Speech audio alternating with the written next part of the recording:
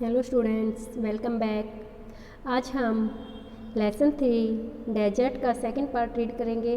First part हम read कर चुके हैं। हमने पढ़ा था कि कैसे जो रेगिस्तान होते हैं वो भी एक सुंदर जगह हो सकता है, देखने के योग्य एक ऐसी जगह जिसके बारे में हम केवल यही सोचते थे। ज़्यादातर लोग यही सोचते हैं कि जो रेगिस्तान है वो बस सिर्फ मिट्टी से रेत से भरा हुआ एक विस्तृत क्षेत्र है, लेकिन ऐसा सही नहीं है।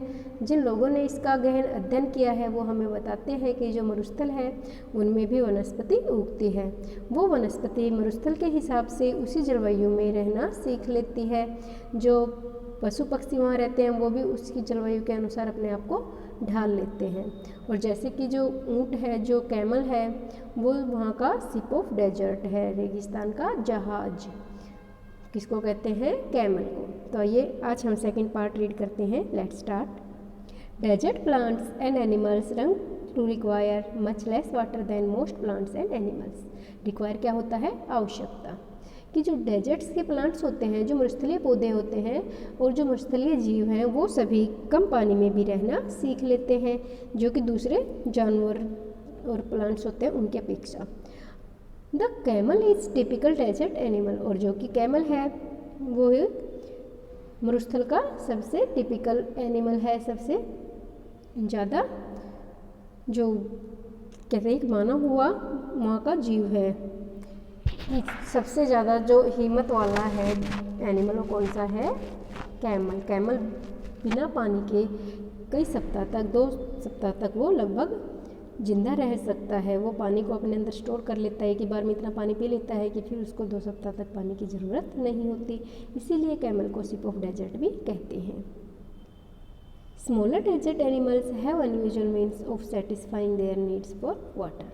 जो छोटे छोटे डेजर्ट्स एनिमल हैं, जो छोटे छोटे मरुस्थल के जो जीव हैं, वो किसी दूसरे तरीके से अपने आप जो हम अपनी पानी की भूख होती है उसको शांत करते हैं। जैसे कीड़े मकोड़े होते हैं, उनको काट कर, उनको मार कर खा जाते हैं, और फिर उनके जो मीट से जो पानी मिलता है उससे वो अपनी प्यास को शांत करते हैं। तो हर कोई जीव जो है, जैसे आप देख रहे होंगे इधर बहुत से छोटे छोटे जीव हैं जो एक दूसरे को खाते हैं और उनके मीट से जो पानी मिलता है उससे अपनी प्यास बुझाते हैं।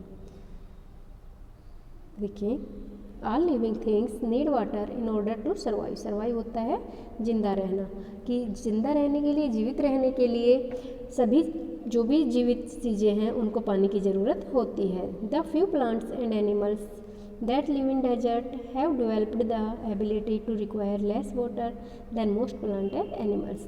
ये बताते हैं कि कुछ जीव और पौधे जो मरुस्थल में रहते हैं उन्होंने अपने आप में ये विकसित कर लिया है कि कैसे कम पानी में भी वो अपना गुजारा कर सकते हैं, बजाय कि दूसरे पौधे और एनिमल्स के। उन्होंने अपनी योग्यता से कम पानी में भी गुजारा करना सीख लिया है। The camel popularly known as the ship of desert. जो कैमल है, कैमल क्या है? ऊँट। कि ऊँट को क्या कहा जाता है? शिप ऑफ डेजर्ट, रेगिस्तान का जहाज। Can drink a lot of water at one time. कि वो एक ही बार में बहुत सारा पानी पी लेता है। Camel can do without water for days together. कि वो कई दिनों तक बिना पानी के रह सकता है। कैमल कैन डू, वो गुजारा कर सकता है विदाउट वाटर, बिना पानी के, 4 डेज टुगेदर, कि कई दिनों तक लगातार वो बिना पानी के रह सकता है। आप देख रहे होंगे यहाँ पर जो बैठे हैं ये कैमल्स हैं, ये कैसे पानी पीने लग रहे हैं और एक ही बार में ये इतना पानी पी लेते हैं कि फिर इन्हें कभी दिन तक पानी की ज़रूरत नहीं होती। The reason is they sweat very little. इसका क्या कारण है, क्यों बिना पानी के इतने दिन रह सकते हैं? कि जो उनका पसीना है वो बहुत ही कम आता है। We sweat because we must keep our body temperature constant. We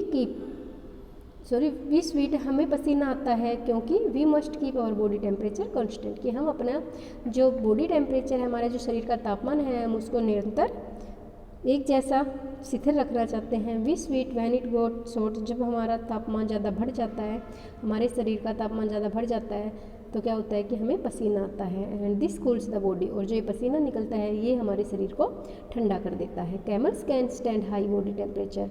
जो कैमल्स हैं वो अधिक तापमान में भी रह सकते हैं। They don't need to sweat, उनको पसीने बहाने की ज़रूरत नहीं होती। And can therefore retain the water they drink for period of time. और इसीलिए कि वो पानी को बचा कर रख लेते हैं, जो वो पानी पीते हैं उसको बचा कर रख लेते हैं for a long period of time, कि काफ़ी लंबे समय तक। The smaller desert animal don't drink water, कि जो छोटे डेजर्ट एनिमल है जैसे छिपकली है, बिच्छू है या कुछ और है, तो वो कह रहे कि वो पानी नहीं पीते। They burrow underground during the hot day and come out at night to eat, कि वो दिन के समय क्या करते हैं, दे बोरो, बोरो होते हैं बिल बनाना, जैसे बिल में रहते हैं ना, अपने देखे होंगे चूहे वगैरह धरती की ज़मीन के अंदर रहते हैं, तो कहते हैं कि दोपहर में जब ज़्यादा गर्मी होती है तो वो बिल के अंदर छुप जाते हैं, और जैसे जैसे शाम को ठंड होती है, ठंडा मौसम होता है, वो बिल से बाहर निकल आते हैं। Some of them eat other animals and get the water they need from the moisture in meat, moisture होती है नमी, मीट आपको पता ही है मांस, कि उन छोटे छोटे जीव में से कुछ एक दूसरे को खाते हैं और उनके जो नमी, जो मांस में जो नमी होती है उससे अपने पानी के जो प्यास होती है उसको बुझाते हैं। अदर ईट्स प्लांट्स, उनमें से कुछ जीव ऐसे होते हैं जो पौधे को खाते हैं, एंड सीड्स और बीजों को खाते हैं, and get the water they need from plants juice, और जो पानी की ज़रूरत होती है उनको वो प्लांट जूस अर्थात पौधों के रस से पूरा करते हैं। Desert plants also adapt themselves to the little देहलेट, desert plants also adapt themselves to the life they had. ये क्या कहते हैं कि जो डेजर्ट, जो मरुस्थलीय पौधे होते हैं वो भी अपने आप को उस माहौल में रखना सीख लेते हैं। देखिए, cactus plants store water in their thick stem, stem क्या होता है, तना। जो कैक्टस का पौधा होता है वो अपने स्टेम में, अपने तने में बहुत सा पानी इकट्ठा कर लेता है।